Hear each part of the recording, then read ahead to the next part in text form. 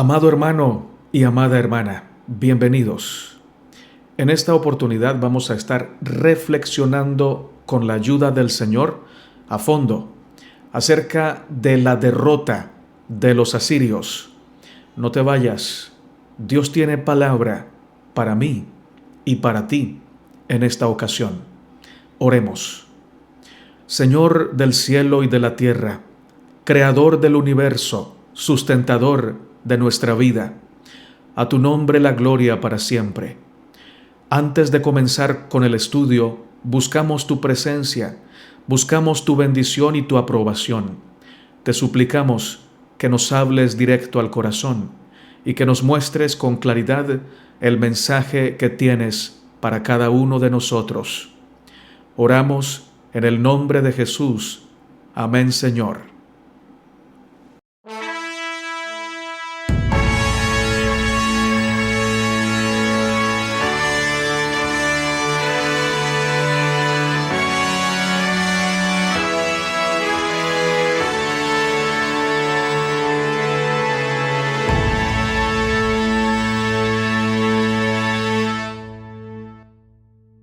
El título de la lección de esta semana está muy bien puesto, porque finalmente, aunque fue un reino muy floreciente, muy poderoso, muy arrogante, tuvo su derrota.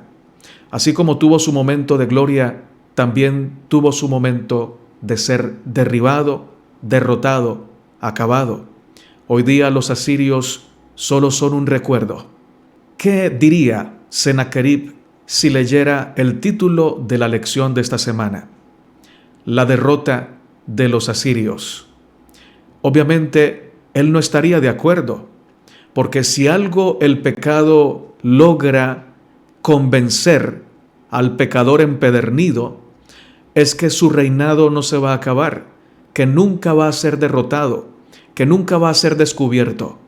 Sin embargo, todo lo que inicia sin Dios y se sostiene por un tiempo sin Dios, está destinado, sin ninguna duda, a caer, a acabar. El pecado no es eterno. Los reinos en pecado se acaban.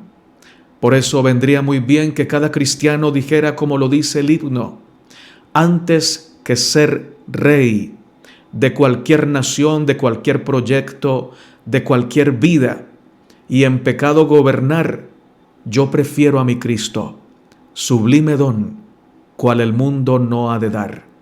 Es mejor ser siervo de Cristo y reinar con Cristo, que nosotros ser reyes en pecado, para finalmente ser derrotados y acabados. ¿Saben también otro punto de vista con respecto a el título de la lección? Es que es un título que, aunque está bien puesto porque Asiria o los asirios fueron derrotados, no es un título que diga lo que Dios quería que se dijera. Según Dios, el título debió haber sido: los asirios son conquistados por el amor de Dios. Los asirios son traídos de las tinieblas a la luz admirable. Ese era el propósito de Dios, porque Dios no quería que ningún asirio pereciera. Dios amaba profundamente a cada uno de ellos, aunque ellos lo odiaban o lo consideraban un Dios pequeño, un Dios sencillamente territorial, un Dios de Israel y nada más. Dios los amaba. No quería derrotarlos, no quería destruirlos, Él quería salvarlos. Pero dos agravantes pasaron para que no se cumpliera el propósito del Señor. El primero, que los asirios fueron testarudos, se aferraron a su pecado y rechazaron la voz de Dios que les hablaba claramente a través de su providencia, de su misericordia. Y el segundo agravante, que el pueblo de Israel no cumplió con el propósito de Dios. Tratemos de hablar de estos dos agravantes por separado. Comencemos por el primero. Los asirios no eran ajenos al plan de Dios. Dios los tenía en cuenta. Dios los amaba. Dios les hablaba. ¿Cómo lo sabemos? Porque ¿quién les daba la vida? Satanás no da la vida. ¿Quién daba al corazón de cada asirio la capacidad de palpitar sin detenerse? Dios.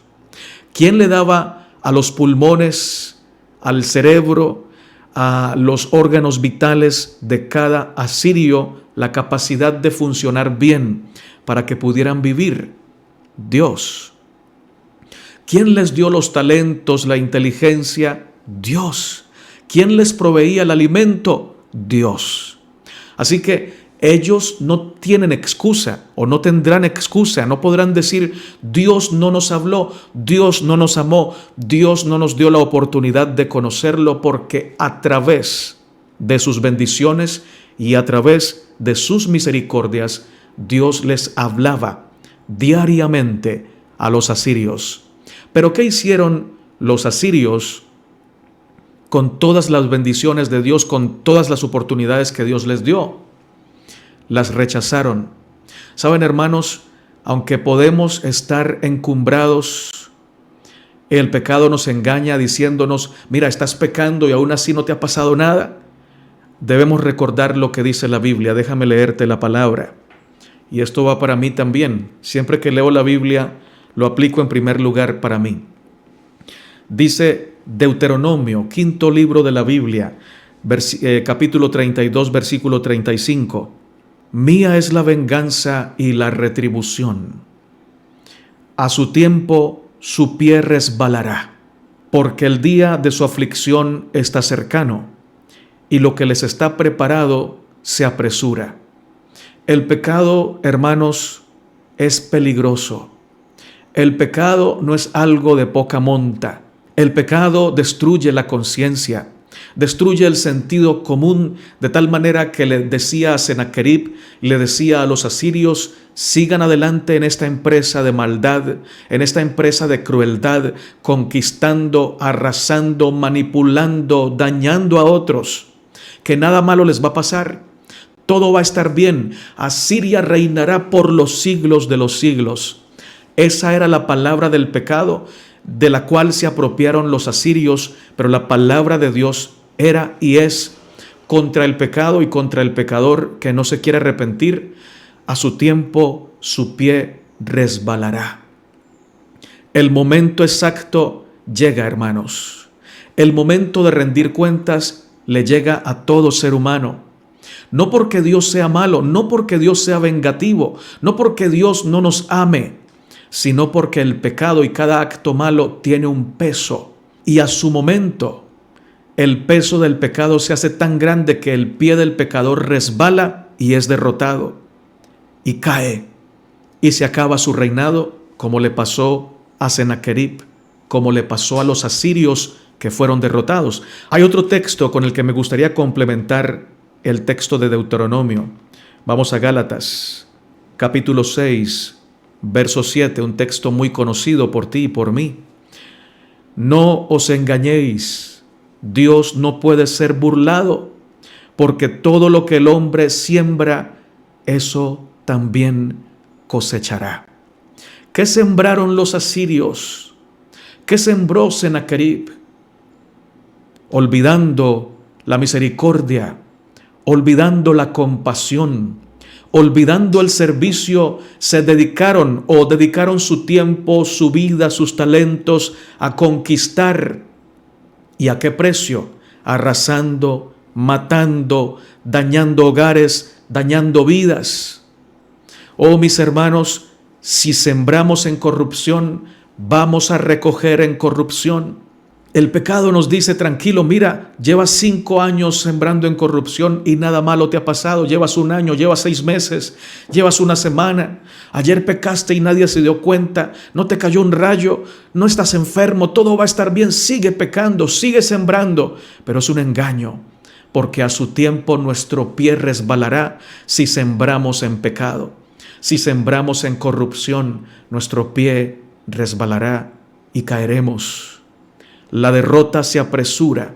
Lo que está determinado para el pecado se apresura y alcanzará al pecador si no se separa del pecado. Mira lo que dice esta Biblia, la Biblia de estudio. Algunos me han preguntado que cómo la consiguen. Yo no puedo decirles cómo, porque la estuve buscando por mucho tiempo, no la encontré, pero Dios me la regaló a través de la hermana Rina y su esposo César. Desde Estados Unidos me la mandaron, y mi hermana Miriam de aquí de Colombia me hizo el favor de enviármela por correo, y es un gran regalo, es un tesoro de bendición. Debajo de este verso está lo que dice el espíritu de profecía con respecto a él. Permíteme compartirte lo que creo que complementa muy bien el estudio de esta semana. Dice así: el Espíritu de Dios mantiene el mal bajo el dominio de la conciencia. Cuando el hombre se ensalza por encima de la influencia del Espíritu, recoge una cosecha de iniquidad. Sobre un hombre tal, el Espíritu tiene una influencia cada vez menor para restringirlo de sembrar semillas de desobediencia. Las advertencias tienen cada vez menos poder sobre él. Gradualmente pierde su temor de Dios. Siembra para la carne y cosechará corrupción. Está madurando la cosecha de la semilla que él mismo ha estado sembrando. Desprecia los santos mandamientos de Dios. Su corazón de carne se convierte en un corazón de piedra. La resistencia a la verdad lo confirma en la iniquidad. Todos debieran ser inteligentes en cuanto a la causa por la cual el alma es destruida. No se debe a algún decreto que Dios haya enviado contra el hombre. Él no hace que el hombre sea espiritualmente ciego. Dios proporciona suficiente luz y evidencias para capacitar al hombre a fin de distinguir entre la verdad y el error, pero no lo fuerza para que reciba la verdad. Lo deja en libertad de elegir el bien o el mal. Si el hombre recibe la evidencia que es suficiente para guiar su juicio en la dirección correcta y elige el mal una vez, lo hará más fácilmente la segunda vez. La tercera vez se apartará de Dios aún con mayor avidez y elegirá estar del lado de Satanás. Y continuará en este proceder hasta que sea confirmado en el mal y crea que es verdad la mentira que ha fomentado. Su resistencia ha producido su cosecha. Así es, mi hermano, así es, mi hermana. No se puede jugar con el pecado, porque el pecado se apropia de nuestra conciencia. Satanás sabe que el Espíritu Santo nos habla a través de la conciencia, y entonces con el pecado cauteriza la conciencia de tal manera que no escuchemos la voz del Espíritu Santo que nos habla que el camino que estamos siguiendo cuando estamos lejos de Dios, cuando estamos en desobediencia, es un camino que termina mal, que termina en muerte. Y entonces nos dice: no vas a perder, todo va a estar bien, nunca vas a ser derrotado, nunca vas a ser descubierto, nunca vas a perder la primogenitura, la bendición está contigo, sigue pecando.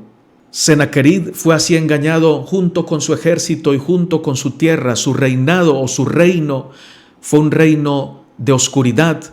Rechazaron la luz de Dios, rechazaron el amor de Dios y se envalentonaron en sus pecados.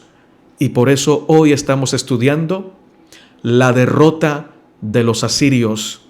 El que se ensalza en el pecado será humillado por el pecado, pero el que se humilla en Cristo será exaltado por la santidad de Cristo, porque estará en Cristo, y todo lo que está en Cristo permanece en Cristo y triunfa con Cristo. Es bueno estar con Cristo, no por miedo a la derrota, no por miedo a caer en el pecado, no por miedo a la consecuencia del pecado. Es bueno estar en Cristo porque lo amamos por todo lo que Él ha hecho. Lo amamos porque Él ha puesto su amor en nosotros hacia Él. Y es mejor servir a Cristo que reinar en el pecado. Es mejor ser esclavo de Cristo, ser siervo de Cristo, que ser rey en el pecado. Porque nadie es tan libre como aquel que es esclavo de Cristo. Y nadie es tan esclavo como aquel que se dice libre en el pecado. quiero compartir contigo otros textos del espíritu de profecía escritos en este libro, Patriarcas y Profetas, un libro profundo, hermoso, poderoso, inspirador. Mira lo que nos dice este libro sobre lo que hacen los seres humanos con la paciencia de Dios. Impresionante. Creo que viene muy bien a la reflexión de la derrota de los asirios. La paciencia de Dios solo inducía a los impíos a ser más osados y provocadores en su iniquidad.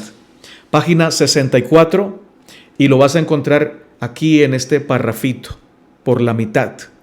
Dice, la paciencia de Dios solo inducía a los impíos a ser más osados y provocadores en su iniquidad.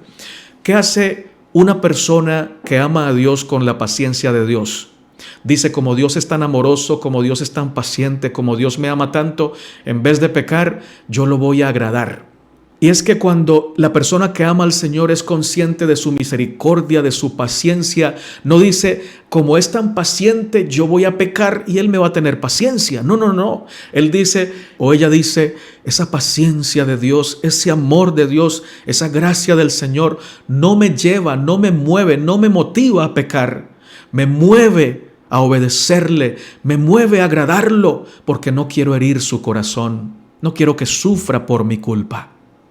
Eso es lo que hace la gracia de Dios en un corazón que ama al Señor. Pero ¿qué hace la paciencia, la gracia y la misericordia de Dios en un corazón inmaduro, en un corazón que no ama al Señor? Aquí lo llaman impío. En este libro, Patriarcas y Profetas, se le cataloga como impío. Impía es toda aquella persona que sabe que Dios lo ama, pero decide jugar con el amor de Dios. Y entonces dice, como Él tiene paciencia, como Él tiene misericordia, yo me voy a dañar a mí mismo y voy a dañar a otros con el pecado y sé que al final me va a perdonar. Juega con la misericordia de Dios. Los impíos, los que no aman a Dios, en vez de aprovechar la gracia, se aprovechan de la gracia y juegan con el pecado, y el pecado termina destruyendo su vida. Hay más todavía. Déjame leerte. Este lo vamos a encontrar en el capítulo llamado La destrucción de Sodoma, páginas 160 y 161. A ver, aquí está.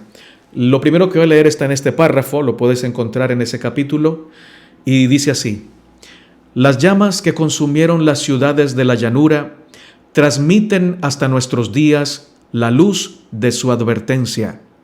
Se nos enseña la terrible y solemne lección de que mientras la misericordia de Dios tiene mucha paciencia con el transgresor, hay un límite más allá del cual los hombres no pueden seguir en sus pecados. Cuando se llega a ese límite, se retira el ofrecimiento de la gracia y comienza la ejecución del juicio.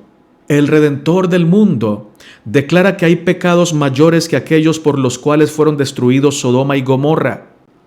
Los que oyen la invitación del Evangelio, que llama a los pecadores al arrepentimiento y no hacen caso de ella, son más culpables ante Dios que los habitantes del valle de Sidín. Mayor aún es el pecado de los que aseveran conocer a Dios y guardar sus mandamientos, y sin embargo niegan a Cristo en su carácter y en su vida diaria. De acuerdo con lo indicado por el Salvador, la suerte de Sodoma es una solemne advertencia, no meramente para los que son culpables de pecados manifiestos, sino para todos aquellos que están jugando con la luz y los privilegios que vienen del cielo. Esto que estoy diciendo se aplicaba para Sodoma, se aplica también para los asirios porque hicieron lo mismo, pero también se aplica para ti y para mí. Que sabiendo lo que es bueno, sabiendo el amor de Dios, sabiendo la palabra del Señor, estamos jugando con el pecado, transigiendo con la maldad, haciendo nuestra propia voluntad en un momento de la historia cuando se requiere que cada soldado de Cristo tome las armas de Dios, el amor, la justicia, la verdad, la palabra del Señor, la oración, la santidad, y las levante bien en alto y viva para gloria del Señor. muchos estamos jugando con el pecado, haciendo nuestra propia voluntad, y nos dice aquí la inspiración que somos más culpables que Sodoma y Gomorra. Somos más culpables que los asirios y que Sennacherib, porque conocemos la verdad. Otro texto, página 161. Vosotros que despreciáis los ofrecimientos de la misericordia, pensad en la larga serie de asientos que se acumulan contra vosotros en los libros del cielo, pues allá se registra la impiedad de las naciones, las familias y los individuos. Dios puede soportar mucho mientras se lleva la cuenta y puede enviar llamados al arrepentimiento y ofrecer perdón. Sin embargo, llegará el momento cuando habrá completado la cuenta, cuando el alma habrá hecho su elección, cuando por su propia decisión el hombre habrá fijado su destino. Entonces se dará la señal para ejecutar el juicio. ¡Qué textos tan impresionantes, hermanos, y tan reales! No es que Dios quiere o que Dios quería que Sodoma pereciera, que perecieran los asirios. Dios no quería derrotarlos, Dios quería salvarlos. Dios no quiere castigarte, Dios no quiere ejecutar su justo juicio sobre ti. Él quiere salvarte, Él quiere perdonarte, Él quiere transformarte, y lo mismo aplica para mí. Pero si finalmente nosotros decidimos seguir sembrando en el pecado, sembrando en la maldad, sembrando en la injusticia, Dios no podrá obligarnos a salvarnos si nosotros no queremos ser salvos. Dios no puede obligarnos a recibir el perdón si nosotros no queremos recibir su perdón. Así que eso le pasó a los asirios. Primer agravante, se envanecieron en su pecado, se aferraron al pecado y rechazaron la misericordia de Dios. Déjame leerte el último texto del libro Patriarcas y Profetas.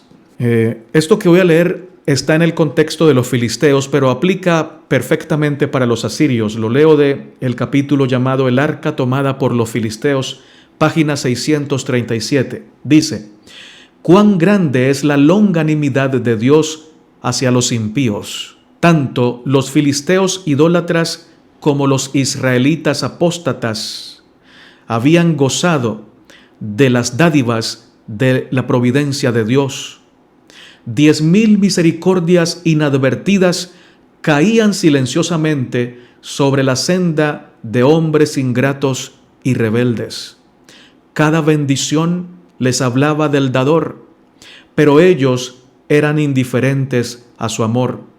Muy grande era la tolerancia de Dios hacia los hijos de los hombres, pero cuando ellos se obstinaron en su impenitencia, apartó de ellos su mano protectora. Se negaron a escuchar la voz de Dios que les hablaba en sus obras creadas y en las advertencias, las reprensiones y los consejos de su palabra, y así se vio obligado a hablarles por medio de sus juicios». Ese es nuestro Dios.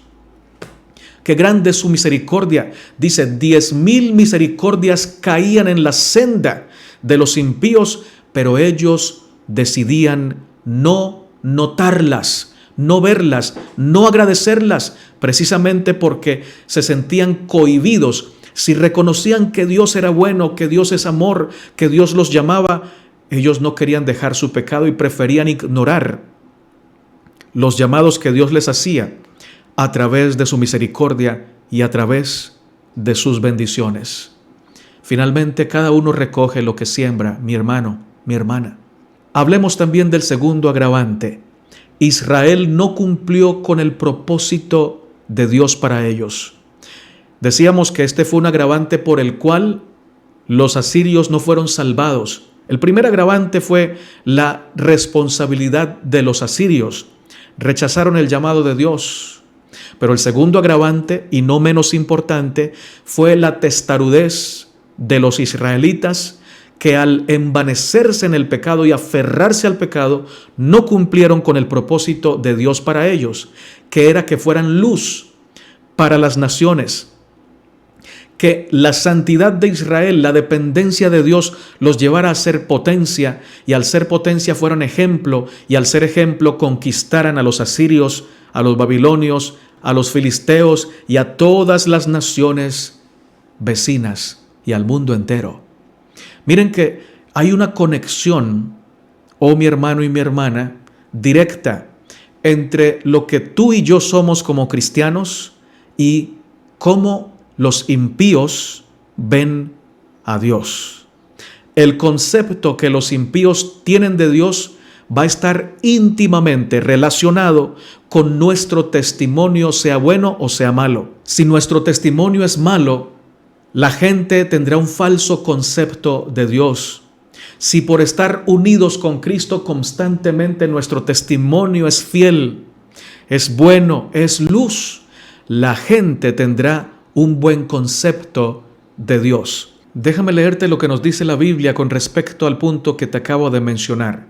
Segundo de Samuel, capítulo 12, verso 14. Mas por cuanto con este asunto hiciste blasfemar a los enemigos de Jehová, el hijo que te ha nacido morirá ciertamente. Aquí está hablando Natán y le está hablando a David. Y le dijo que por el pecado que David había cometido con Betsabé y contra Urías, él había hecho blasfemar a los enemigos de Jehová. Aún en nuestro tiempo hay muchos que dicen, ¿cómo es posible que ese hombre se llame varón conforme al corazón de Dios? Mire lo que hizo, esto y esto.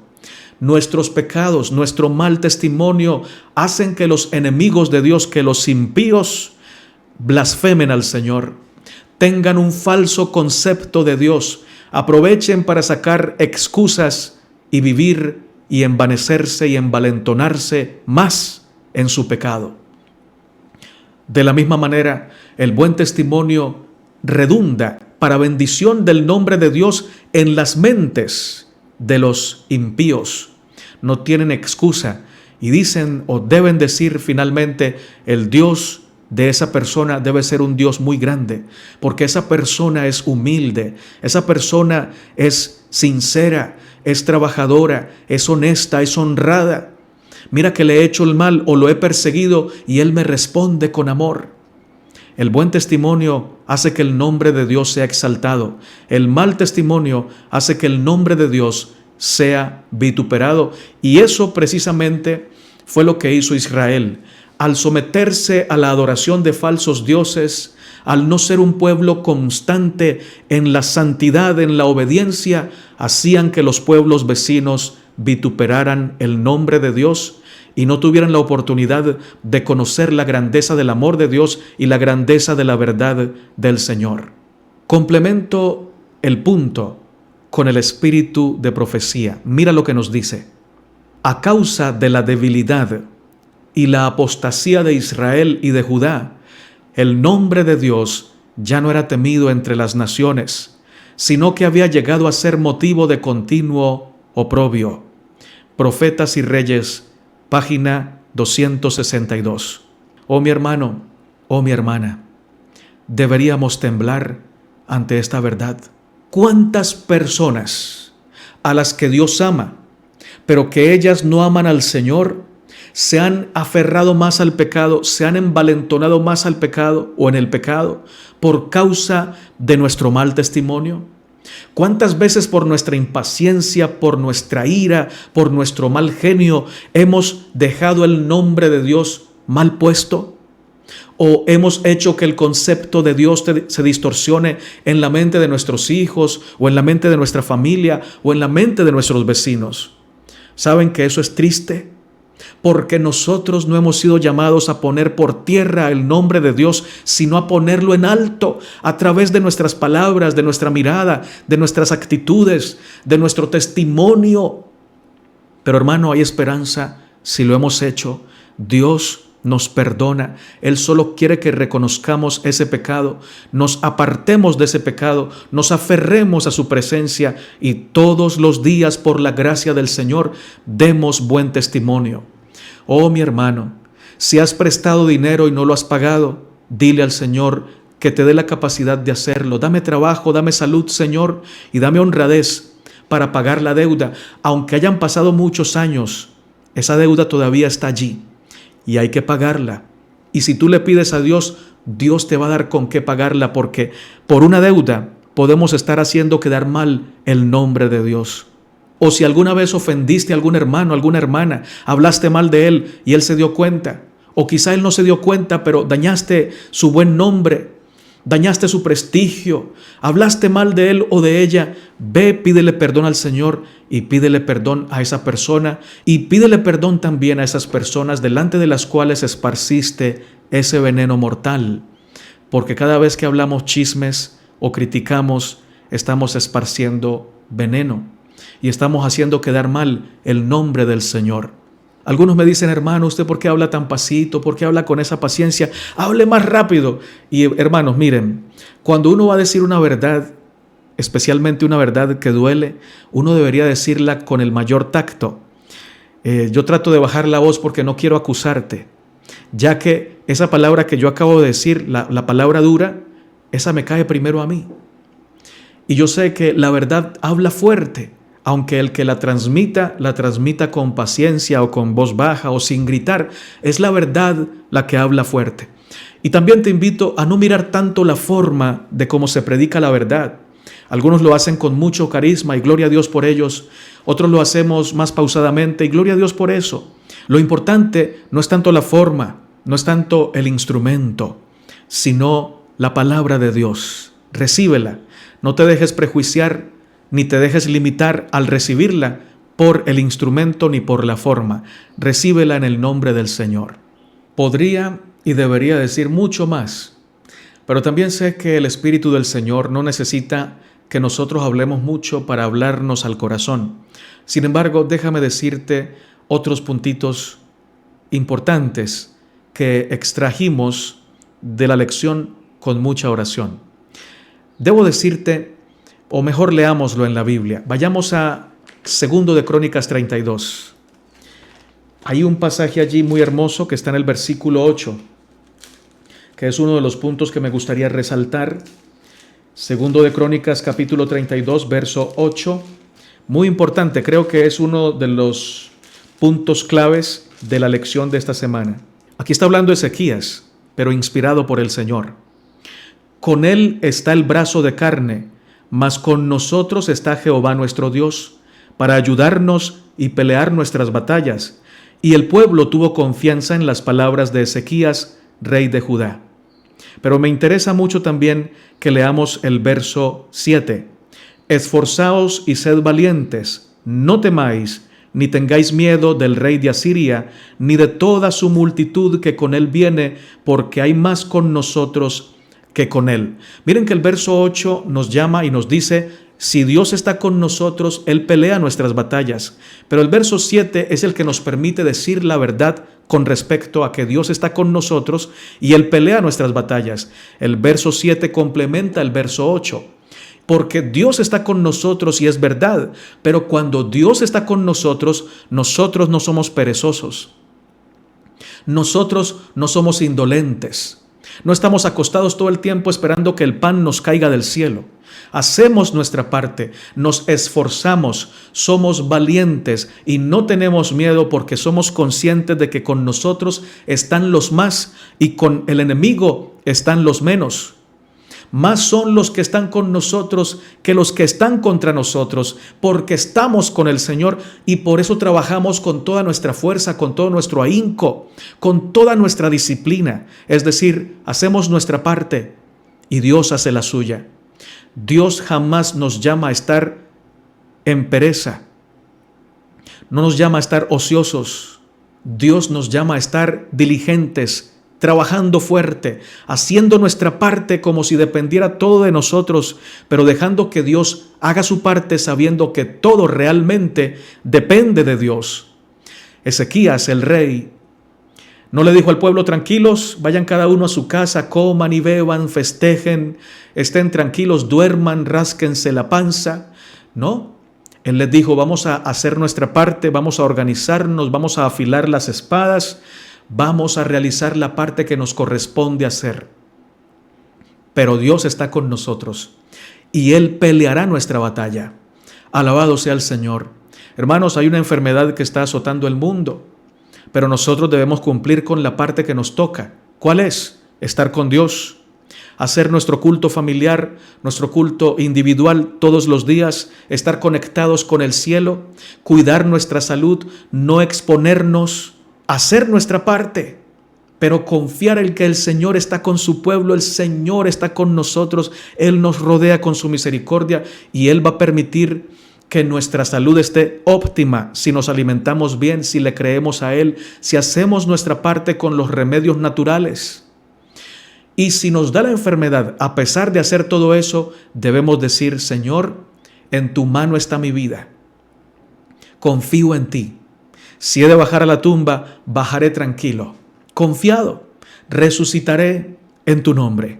Si he de vivir, si he de sanar, usaré mi salud para gloria de tu nombre, predicaré de tu palabra, usaré mi vida para exaltar tu nombre. Pase lo que pase, si nosotros hacemos la voluntad de Dios, Él pelea nuestras batallas. Él ya venció la muerte. Él ya venció la enfermedad. Pase lo que pase, vamos a estar bien, porque al final la vida que cuenta no es tanto la vida en esta tierra, y esa hay que administrarla bien y hay que cuidarla, pero la vida que cuenta realmente es la vida en la eternidad, la que vamos a pasar con Cristo Jesús si estamos en el Señor. Pero si la batalla que tenemos que pelear es contra nosotros mismos, contra el mal genio, contra una boca mentirosa, contra la vanidad nuestra, contra ese deseo de superar a los demás, hermanos, debemos hacer nuestra parte. ¿Cuál es nuestra parte? Orar, buscar a Dios todo el tiempo, decirle: Señor, este y este es mi pecado. Tu Espíritu Santo me está convenciendo de este pecado y me aflige saber que tengo ese pecado y hasta me avergüenzo, Señor, porque es un pecado muy feo. Pero lo rindo a tus pies. Señor, dame la fuerza, pelea por mí. Yo peleo en mi ámbito, en mi zona, y Dios pelea por mí en la zona en la que yo no puedo vencer. Dios vence el pecado por mí, pero yo me venzo a mí mismo. Mi yo no quiere orar, yo oro. Mi yo no quiere leer la Biblia, aún así la leo. Mi yo no la quiere practicar, mi egoísmo no quiere practicar lo que Dios dice, lo practico en el nombre de Jesús. Hago mi parte, Dios hace su parte. El Espíritu de Dios no tiene el propósito de hacer nuestra parte, ya sea en el querer o en el hacer. Tan pronto como doblegamos nuestra voluntad para que armonice con la voluntad de Dios, la gracia de Cristo está lista para cooperar con el instrumento humano, pero no será el sustituto que haga nuestra obra independientemente de nuestra resolución y de nuestra acción decidida. Por lo tanto, lo que convertirá el alma no es la abundancia de luz ni las evidencias que se acumulan unas sobre otras. Es tan solo el agente humano que acepta la luz, que despierta las energías de la voluntad, que comprende y reconoce que lo que sabe es justicia y verdad, y que coopera así con los agentes celestiales establecidos por Dios para la salvación del alma. Si el pecador o el apóstata insisten en la desobediencia y el pecado, la luz celestial puede brillar alrededor de ellos, pero sin lograr disipar el poder hechizador de la falsedad y el ensalmo del engaño mundanal. No obedezcáis la voz del engañador, lo que está en armonía con la voluntad no santificada, sino obedeced el impulso que Dios ha dado. Todo está en juego. ¿Cooperará en el querer como el hacer el instrumento humano con la divinidad? Si el hombre coloca su voluntad del lado de Dios, sometiendo plenamente el yo a la voluntad de Dios, el elevado y santo esfuerzo del agente humano derriba la obstrucción que él mismo ha erigido. Los escombros son barridos de la puerta del corazón y se quebranta la posición obstinada que obstruye el alma. Se abre la puerta del corazón y entra Jesús para morar como huésped bienvenido. Matutina, en los lugares celestiales, capítulo 21 de enero, cooperación con el cielo.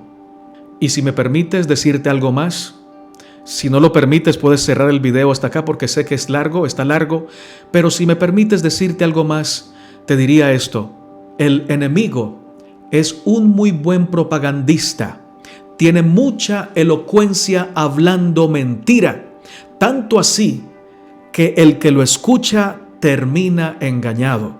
Por eso lo mejor que podemos hacer es cerrar nuestros oídos a todo aquello que tenga que ver con la propaganda del enemigo. El enemigo te dice, tú no vales nada, cierra tus oídos. Dios dice que tú vales la sangre de Cristo. El enemigo te dice que ya no puedes vencer, que el pecado ya te venció, que has pecado por tanto tiempo que ya no puedes vencer el pecado. Cristo te dice que todo lo puedes en Cristo porque Él te fortalece. El enemigo te dice que tu hogar ya está destruido, pues Dios te dice que todo aquello que tú pongas en su mano será construido. Dios construye tu hogar si lo dejas entrar y ser el centro de tu hogar. Todo aquello que el enemigo te diga, dile, no te creo, ni te voy a escuchar. Otro punto que nace de nosotros no debemos servir como medios a través de los cuales el enemigo propagande o haga que abunde sus falsas noticias, su falsa propaganda. Nunca hablemos mal de nadie, hermanos. Pidámosle al Señor que ponga guarda a nuestra lengua. No critiquemos, no chismoseemos, no rebajemos la buena fama o el buen nombre de los demás. Y si lo hemos hecho, pidámosle perdón a Jesús, porque eso hace parte de la propaganda del diablo. Hace unos años atrás escuchaba yo a mucha gente hablando de alguien que había sido acusado por algo horrible, y esa persona era una buena persona. Y muchos decían, yo sí decía que tenía algo escondido, es que se le notaba, había algo escondido en él. Y yo pensé en Jesús, porque ese pensamiento estoy seguro que no vino de mí, porque lo que sale de mí es malo. Pero el pensamiento que me vino a la cabeza cuando escuché hablar a varias personas que conocían al que había sido acusado, yo pensé, esa persona no es culpable, no puede ser culpable, porque todo lo que yo hasta ahí había escuchado de esa persona era bueno. Por donde esa persona iba, dejaba buenos frutos. Y yo pensé, el enemigo lo está atacando. Pero escuché decir a otros, él tenía algo escondido, se le notaba. Pero saben que pasaron unos meses largos y finalmente llegó la evidencia. Era absolutamente inocente de lo que se le acusaba. Y muchos se dejaron contaminar por la falsa propaganda del diablo y creyeron que esa persona era culpable. Oh, mis amados hermanos, lo mejor que puede hacer un hijo de Dios es creer siempre lo mejor de los demás. Si no has sido testigo de un pecado ajeno, no lo creas.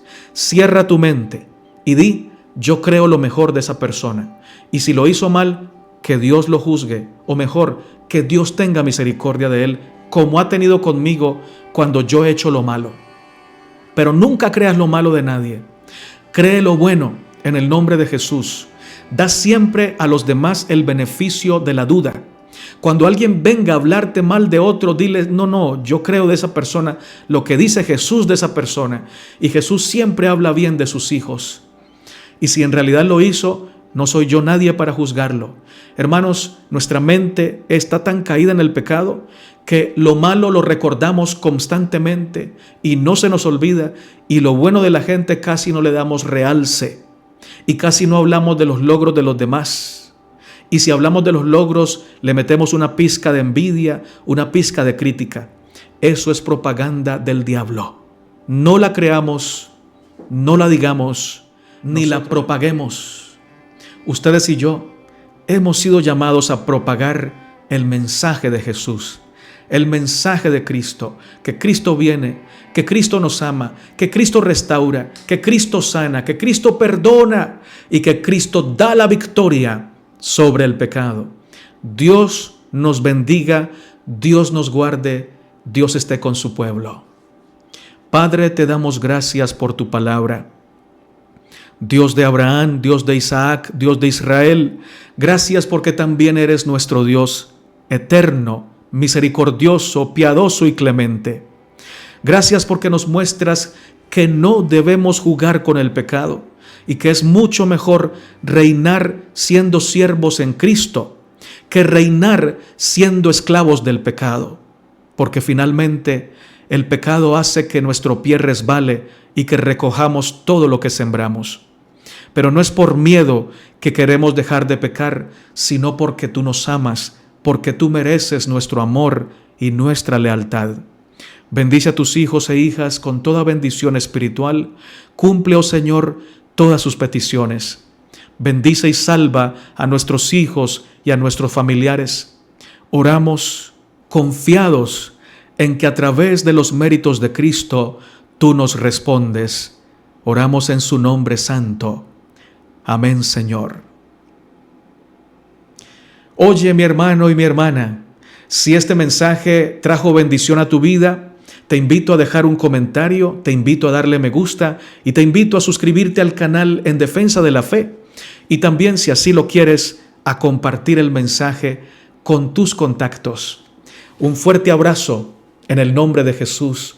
Nunca olvides, recuerda siempre que eres muy amado y muy amada por el Señor.